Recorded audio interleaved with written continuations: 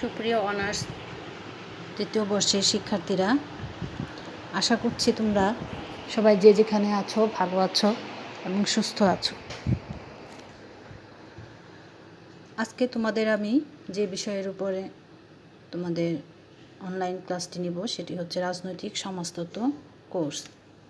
এই কোর্সের উপর তোমাদের আমি এর আগেও ক্লাস নিয়েছি এবং আজকে তোমাদের যে বিষয়টি নিব সেটি হচ্ছে ক্ষমতা।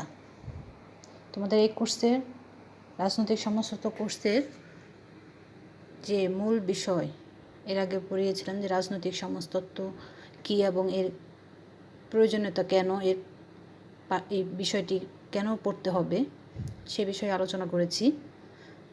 এবং রাজনৈতিক সমাজতত্ত্ব আলোচনা করতে গিয়ে যেটা আমি বলেছি যে রাজনীতি বিষয়টা এখানে চলে আসে এবং এই রাজনীতির মূল উৎসই হচ্ছে ক্ষমতা। তো সেই কারণে তোমাদের আজকে আলোচ্য বিষয় হচ্ছে ক্ষমতা ও রাজনীতি। তো ক্ষমতা ও রাজনীতি বিষয়টি আলোচনা করতে গেলে বা এই বিষয়ে জানতে গেলে আমি এর আগে যেমন রাজনীতি বিষয়ে আলোচনা করেছি, রাজনীতি কী, এবং তার সাথে সাথে ক্ষমতার বিষয়টিও চলে আসে। এবং রাজনীতি এবং ক্ষমতা দুটি পরস্পর সম্পর্কযুক্ত একটি বিষয়।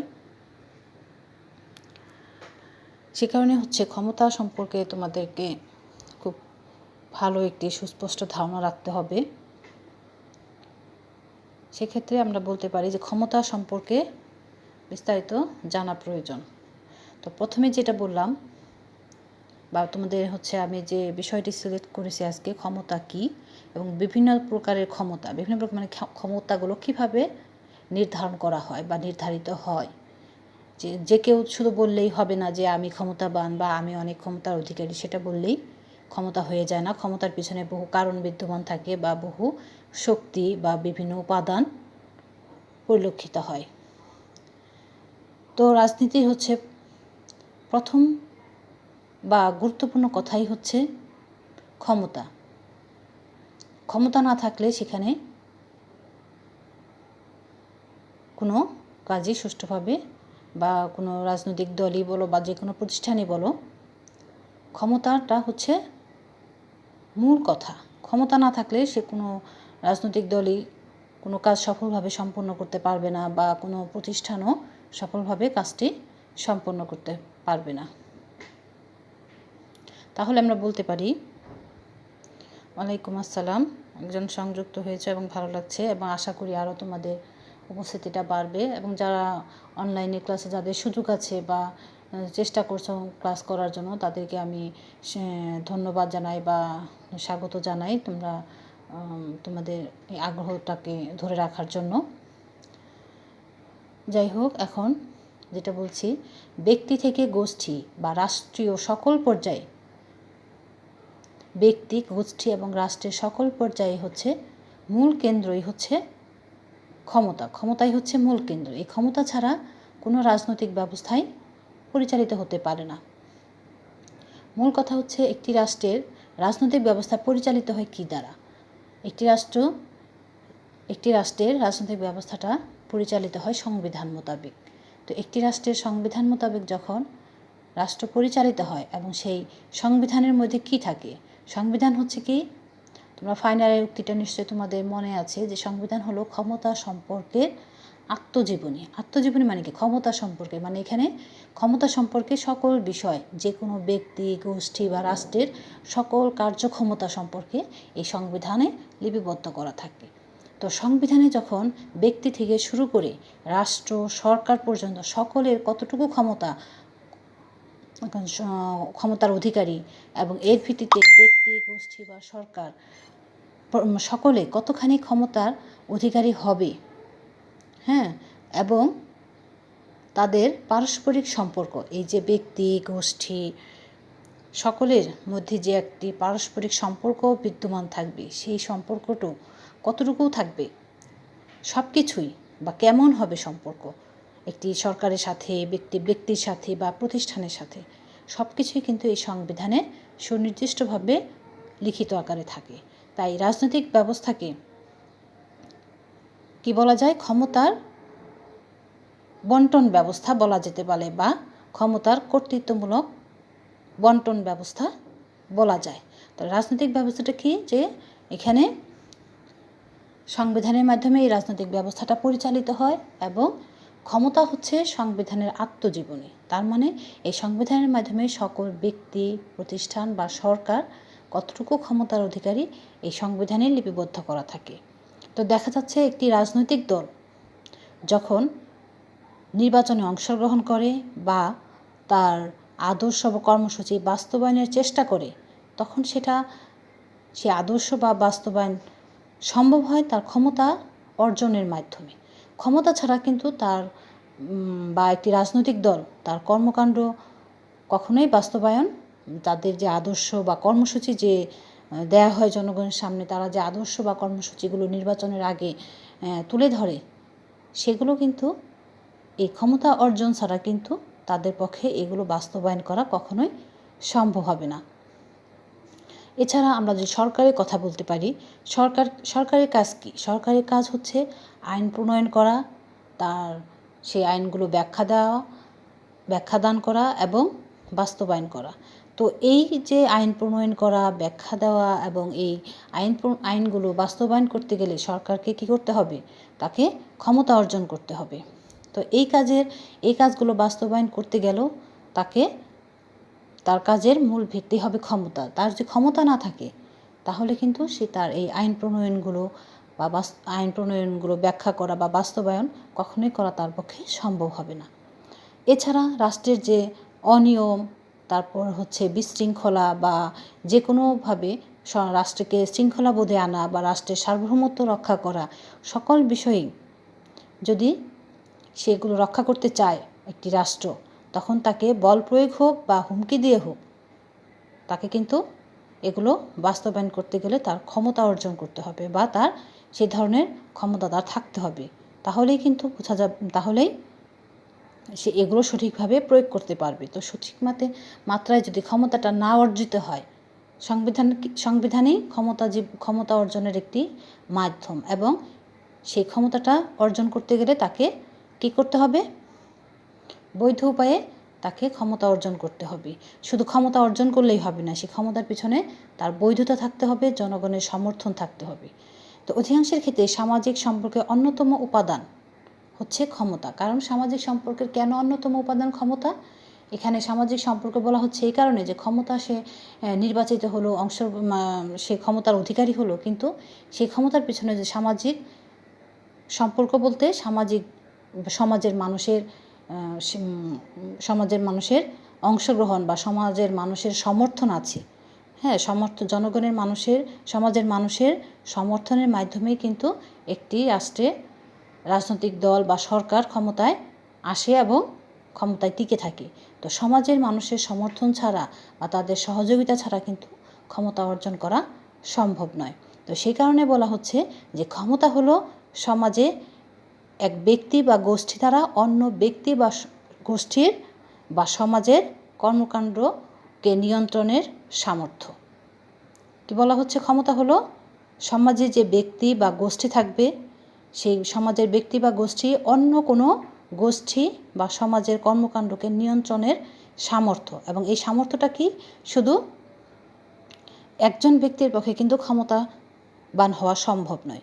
ব্যক্তি ক্ষমতাশীল হয় কিভাবে? দলগতভাবে বা জনগণের সমর্থন নিয়ে, সমাজের অন্য গোষ্ঠী বা ব্যক্তির সমর্থনের মাধ্যমেই এক ব্যক্তি বা দলগতভাবে একটি প্রতিষ্ঠান ক্ষমতাবান হয়। তো একটি ব্যক্তির সাথে অন্য একটি ব্যক্তির সম্পর্ক কেমন হয় তা কিন্তু ক্ষমতাটা কেমন হবে তা নির্ভর করে কিসের উপর? সম্পর্ক কেমন হবে তা নির্ভর করে ক্ষমতার উপর। তো একজন ব্যক্তির ক্ষমতার মাত্রা সমাজের অন্যরা মাত্রাটা কিভাবে নির্ধারিত হবে? অন্যরা এই ক্ষমতাটা কিভাবে মেনে নেয়? যেটা বললাম যে জনগণের সমর্থন বা সমাজের সমর্থন। একজন ব্যক্তির ক্ষমতার মাত্রাটা কি? যে ক্ষমতা তার কতটুকু বিস্তার লাভ করেছে বা সে কতটুকু ক্ষমতার অধিকারী, সেই ক্ষমতাটা নির্ভর করবে একটি ব্যক্তির ইচ্ছার উপর বা একটি সমাজের ইচ্ছার উপর। সমাজ যদি তাকে সমর্থন দেয় বা তার কথা, বক্তব্য, তার কাজকর্ম এগুলো যদি সমাজ প্রাধান্য দেয়, তবেই কিন্তু তার ক্ষমতাটা টিকে থাকে বা নির্ভর করে। কাজেই ক্ষমতা হচ্ছে সামাজিক সম্পর্কের একটা দিক। সামাজিক সম্পর্কের মাধ্যমে একটি ব্যক্তি বা গোষ্ঠী বা প্রতিষ্ঠান ক্ষমতায় টিকে থাকে বা ক্ষমতাবান হয়। তো তাহলে ক্ষমতাটা হচ্ছে কি? ক্ষমতাটা বলতে বোঝাচ্ছে নিজের স্বার্থের অনুকূলে, একটি ব্যক্তি বা প্রতিষ্ঠানের স্বার্থের অনুকূলে অন্যের আচরণ বা কাজ বা সিদ্ধান্তকে প্রভাবিত করার সামর্থ্য। নিজের কাজ বা তার সিদ্ধান্তটাকে অন্যের উপরে প্রভাবিত করা, সেটাই হচ্ছে প্রভাবিত করার যে সামর্থ্য, সেটাই হচ্ছে ক্ষমতা। আর রাজনৈতিক ক্ষমতাটা কি? আমরা যদি এখন ক্ষমতা থেকে রাজনৈতিক ক্ষমতা কি, রাজনৈতিক ক্ষমতা হচ্ছে কি? যখন একটি রাজনৈতিক ব্যবস্থায় ক্ষমতাপ্রাপ্ত হয় বা একটি রাষ্ট্রযন্ত্রের হাতে কি থাকে? শাস্তি ক্ষমতা থাকে, পুরস্কার প্রদানের ক্ষমতাই থাকে হচ্ছে রাষ্ট্রযন্ত্রের উপরে। তো এখানে রাজনৈতিক দৃষ্টিতে ক্ষমতার বিবেচনায় সরকার হচ্ছে সর্বোচ্চ ক্ষমতার অধিকারী। সরকার হচ্ছে কি? সর্বোচ্চ ক্ষমতার অধিকারী। তো এই সরকার যখন দেশের সংবিধান বিধিসম্মতভাবে সরকারের 3টি শাখা যে আছে, সরকারের আইন বিভাগ, শাসন বিভাগ, বিচার বিভাগ, এগুলো ক্ষমতা বন্টন করে দেয়।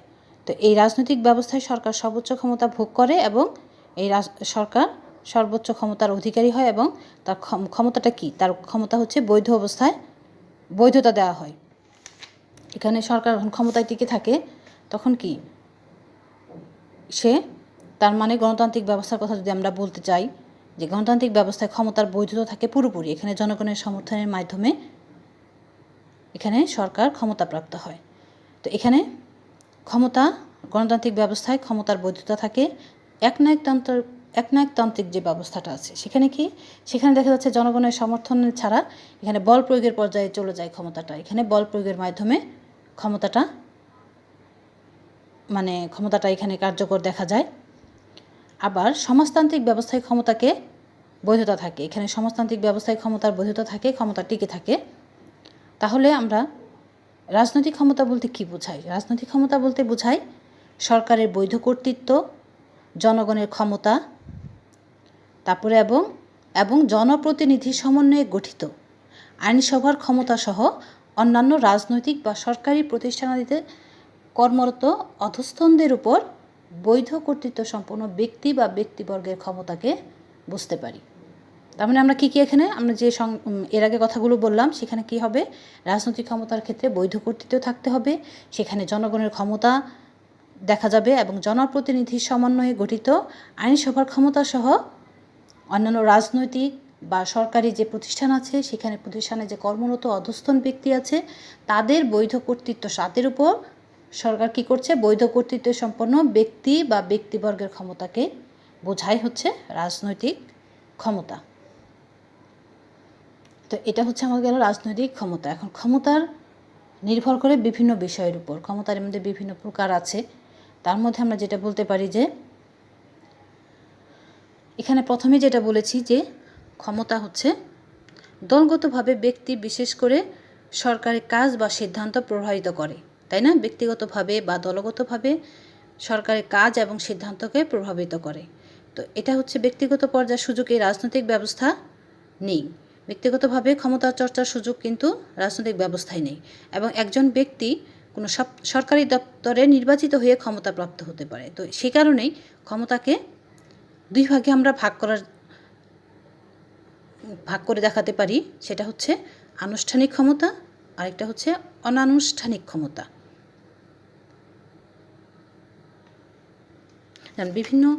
যেমন বিভিন্ন আমলাতান্ত্রিক যে দলীয় প্রতিষ্ঠানগুলো আছে, প্রতিষ্ঠানের যে গোষ্ঠীগুলো আছে, তারা কী করে? তাদের ঊর্ধ্বতন কর্তৃপক্ষের নিকট বিভিন্নভাবে চাপ সৃষ্টির মাধ্যমে ক্ষমতা প্রয়োগের চেষ্টা করতে পারে। আবার বিভিন্ন প্রতিষ্ঠান বা বিভিন্ন সংস্থায় তাদের প্রতিনিধি প্রেরণের মাধ্যমে সরকারি সিদ্ধান্তকে প্রভাবিত করতে পারে। যেমন ধরো, শ্রমিক সংঘ গঠিত হয়, তারপরে হচ্ছে স্বার্থগোষ্ঠীগুলো কী করে? আইনসভায় প্রতিনিধি প্রেরণ করতে পারে। তো এইভাবে বিভিন্ন সংঘ সরকারকে বিভিন্নভাবে তাদের প্রতিনিধির মাধ্যমে, শ্রমিক সংঘ, তারপরে বিভিন্ন পেশাজীবী শ্রেণী, স্বার্থগোষ্ঠী, তারা কী করে? আইনসভায় তাদের প্রতিনিধি প্রেরণের মাধ্যমে সরকারকে তাদের সিদ্ধান্তকে বিভিন্নভাবে প্রভাবিত করতে পারে। এছাড়া লবিংয়ের মাধ্যমেও অনেক সময় সরকারের সিদ্ধান্তকে অনেকে তাদের স্বার্থের সিদ্ধির জন্য তাদের সরকারের সিদ্ধান্তটাকে অনুকূলে আনার চেষ্টা করে। তো সেই কারণে যেটা ক্ষমতাকে বিভিন্নভাবে ভাগ করা যায়। একটি হচ্ছে আনুষ্ঠানিক, একটা হচ্ছে অনানুষ্ঠানিক। তো আনুষ্ঠানিক ক্ষমতার মধ্যে আরেকটা বলা যায় হচ্ছে প্রকারের মধ্যে আমরা বলতে পারি কর্তৃত্ব। যে আনুষ্ঠানিক ক্ষমতাটা অনেকটা কর্তৃত্বের উপর নির্ভর করে। তো এই কর্তৃত্বকে আবার আমরা 3 ভাগে ভাগ করতে পারি। একটি হচ্ছে আইনগত কর্তৃত্ব, যেটা লিগাল, আরেকটা হচ্ছে সনাতনী কর্তৃত্ব, সনাতন যেটা ট্রেডিশনাল, আরেকটা হচ্ছে সম্মোহনী ক্যারিসমেটিক। তো এই কর্তৃত্বকে আমরা 3 ভাগে আবার দেখাতে পারি। আরেকটা হচ্ছে যে এটা গেল আনুষ্ঠানিক ক্ষমতা। এরপর হচ্ছে অনানুষ্ঠানিক, যেটা ইনফর্মাল হিসেবে আমরা বলতে পারি, সেটা হচ্ছে প্রভাব বা ইনফ্লুয়েন্স, আর এটা হচ্ছে বল প্রয়োগ, কোর্শন।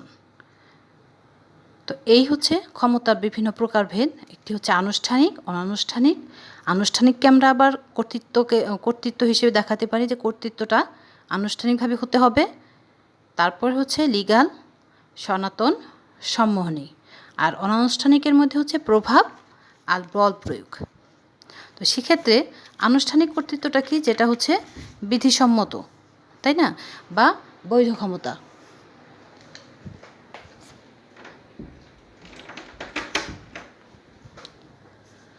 তো কর্তৃত্ব যে বিধিসম্মত বা বৈধ ক্ষমতাকে কর্তৃত্ব বলে।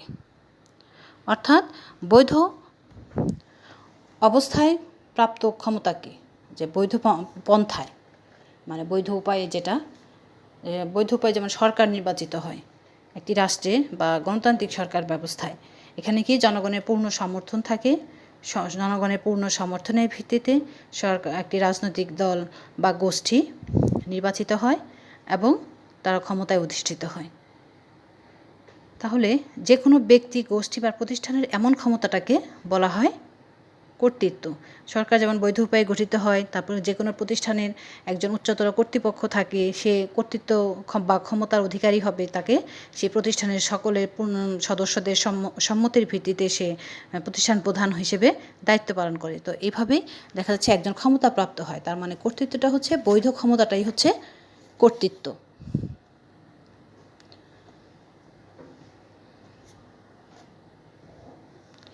রাজনৈতিক ক্ষমতার ভিত্তি ছাড়া একটি রাজনৈতিক ব্যবস্থা কখনোই স্থিতিশীল হতে পারে না। তো এই যে এই কর্তৃত্ব, যেটা বললাম যে বিধিসম্মত ক্ষমতা বা বৈধ ক্ষমতা, এখন সরকার যদি নির্বাচিত হওয়ার পরে জনগণের সমর্থন হারিয়ে ফেলে, তখন কিন্তু সেই সরকার কিন্তু দীর্ঘদিন আর ক্ষমতায় টিকে থাকতে পারবে না। তার মানে জনগণের পূর্ণ সমর্থনের ভিত্তিতে বা সামাজিক যে অংশগ্রহণ বা সামাজিক সম্পর্কের ভিত্তিতেই একটি বৈধ ক্ষমতা গড়ে ওঠে।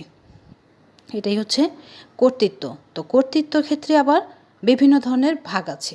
যার ম্যাক্স ওয়েবার কর্তৃত্বকে 3 ভাবে ভাগ করে দেখিয়েছেন। যে 3 ভাগটা তোমাদের আমি বলেছি, যে সনাতন কর্তৃত্ব, আর এটা হচ্ছে আইনগত কর্তৃত্ব, আর এটা হচ্ছে সম্মোহনী কর্তৃত্ব। তো সনাতন কর্তৃত্বটা কি? সনাতন কর্তৃত্ব আসলে প্রতিষ্ঠিত হয় বিভিন্ন সামাজিক প্রথা বা রীতিনীতির ভিত্তিতে এই কর্তৃত্বটা গড়ে ওঠে।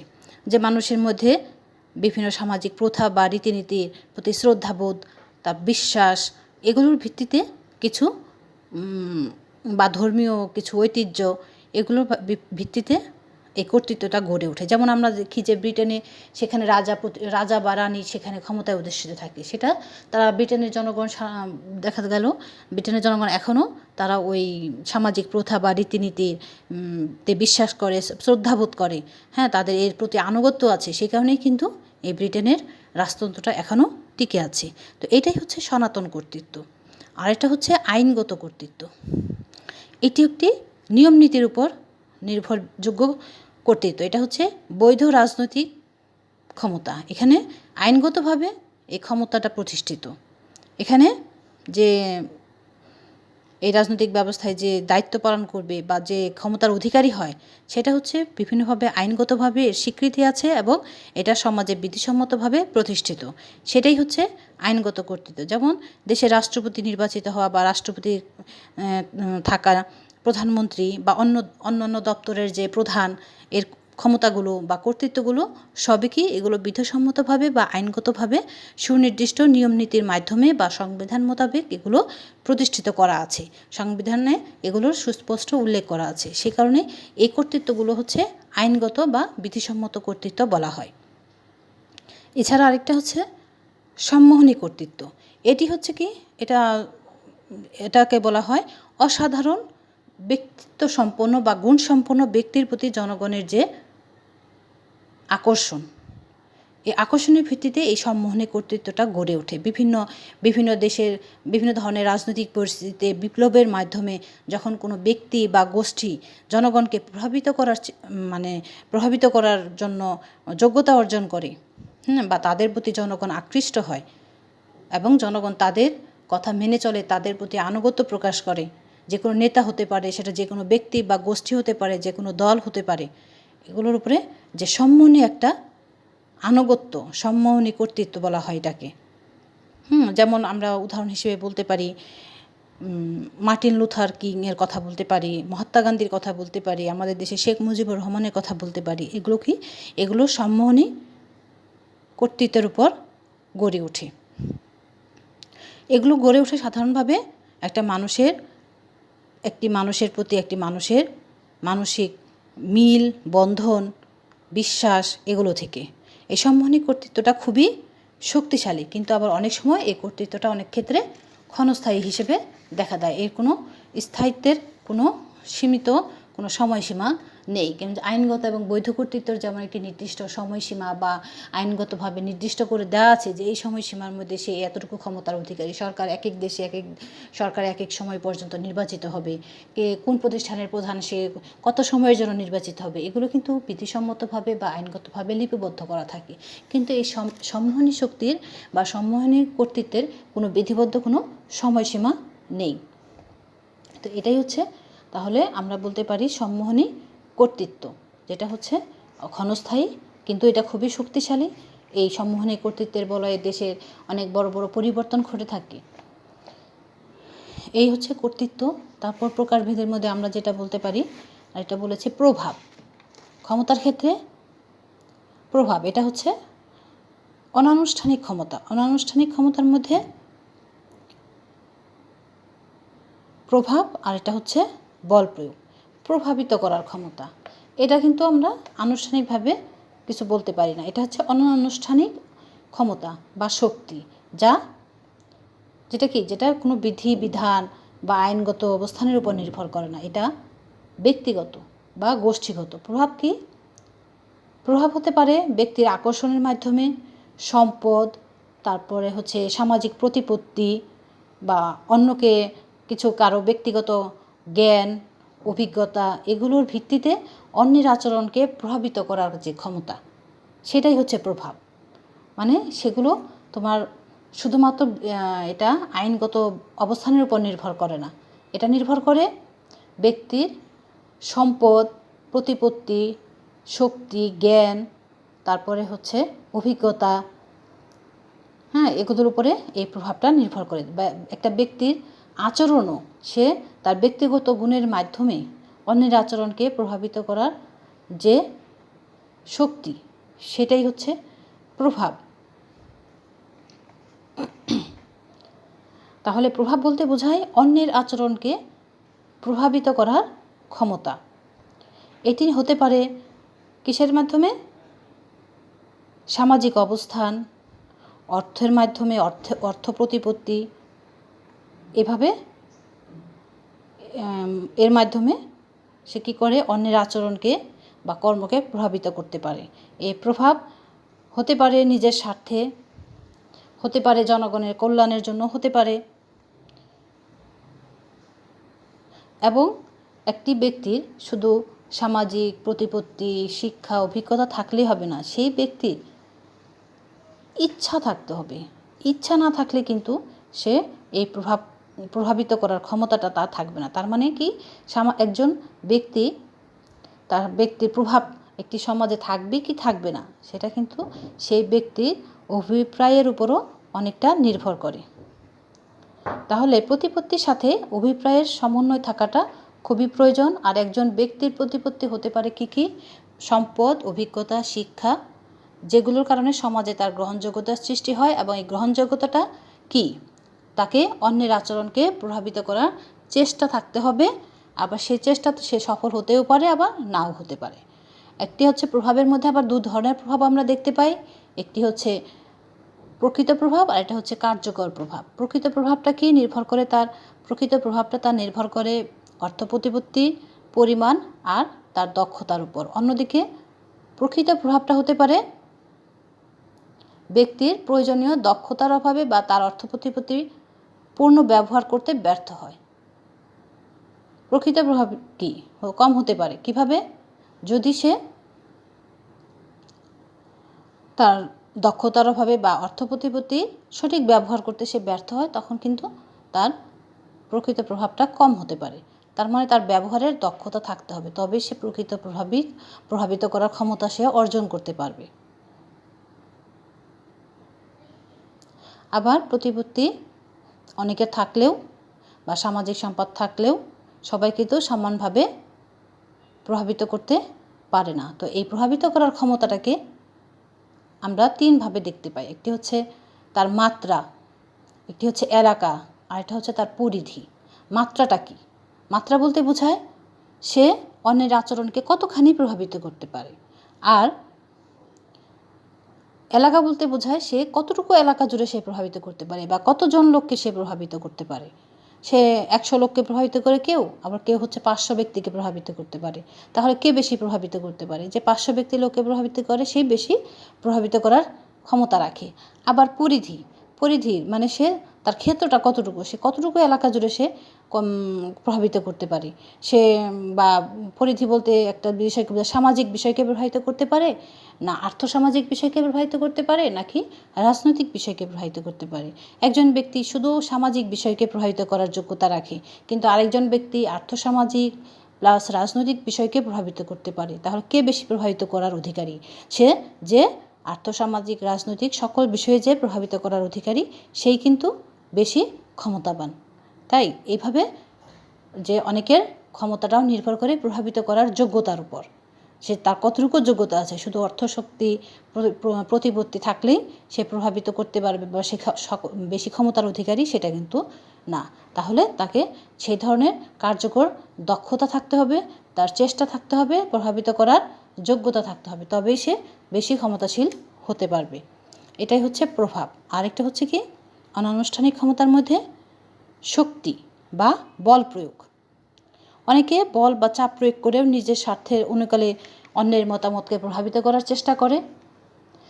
কিন্তু যাদের উপরে এটা সে করে চাপ প্রয়োগ বা বল প্রয়োগ, সেটার প্রতি কিন্তু তারা বা সমাজ বা ব্যক্তি গোষ্ঠী তারা কিন্তু সেটা সমর্থন করে না বা অনুমোদন দেয় না। তারা কি করে, কর্তৃত্ব যাদের উপর প্রয়োগ করা হয় তারা শুধুমাত্র তারা এটা মেনে নেয় বা মানসিকভাবে তারা মেনে নিতে পারে না, কিন্তু সেটা তারা মানে অনুমোদন না দিলেও তারা মানসিকভাবে মেনে নেয় বা অনুমোদন না থাকলেও বা সমাজে সেখানে দীর্ঘদিন সেটা প্রতিষ্ঠিত করে রাখতে পারে না। কারণ বল প্রয়োগ বা চাপ প্রয়োগের মাধ্যমে বা সমাজের বৈধ অনুমোদন ছাড়া কোনো জিনিসই দীর্ঘদিন টিকে থাকতে পারে না। তাহলে বল বা চাপ প্রয়োগ কি? এটা অনুমোদিত নয়, এই অনুমোদিত ক্ষমতা না, এটা কি অননুমোদিত। তো এই ক্ষমতাটা হচ্ছে অনুমোদন, এই ক্ষমতার পেছনে কোনো অনুমোদন নেই। যেটাকে কর্তৃত্ব যেটা বলা হয় সেটা হচ্ছে বৈধ অনুমোদন। তো এই ক্ষমতা চর্চা শুধু বল প্রয়োগের মাধ্যমেই হয়ে থাকে। তো এই হচ্ছে ক্ষমতার বিভিন্ন ধরনের প্রকারভেদ আমরা দেখতে পেলাম। যে তোমাদের যদি নিজেদের বই থেকে থাকে সেই বইয়ের মধ্যে তোমাদের চার্ট আকারে দেওয়া আছে যে ক্ষমতাকে দুই ভাগে ভাগ করা যায়, আনুষ্ঠানিক ক্ষমতা, অনানুষ্ঠানিক ক্ষমতা। আর হচ্ছে আনুষ্ঠানিক ক্ষমতাটাকে আবার 3 ভাগে ভাগ করা যায়। কর্তৃত্ব হিসেবে দেখাচ্ছে আইনগত, সনাতন, সম্মোহনী। আর অনানুষ্ঠানিক হচ্ছে প্রভাব এবং বল প্রয়োগ। তো এই হচ্ছে তোমাদের ক্ষমতা কি বা রাজনৈতিক ক্ষমতা বলতে কি বোঝায় এবং ক্ষমতার বিভিন্ন যে ধরনের ক্ষমতা বিদ্যমান সমাজে সেই ক্ষমতাগুলো আলোচনা। তো আজকে এই পর্যন্তই শেষ করছি। নেক্সট দিন তোমাদের অন্য কোনো বিষয় নিয়ে আলোচনা করব। তোমরা ভালো থাকো, সুস্থ থাকো, এই কামনায় আজকে তোমাদের কাছ থেকে বিদায় নিচ্ছি। আল্লাহ হাফেজ।